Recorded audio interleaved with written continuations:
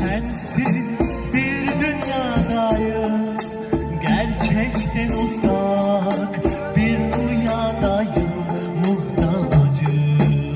Beni sensiz dünyadan, sonsuz rüyadan uyandır da git, muhtacım. Muhtacım gözlerine, muhtacım sözlerine, ruhumu ısıtacak o şirin sözlerine muhtacım. Şimdi bomboş ellerim seni çağırır, yaşlı gözlerim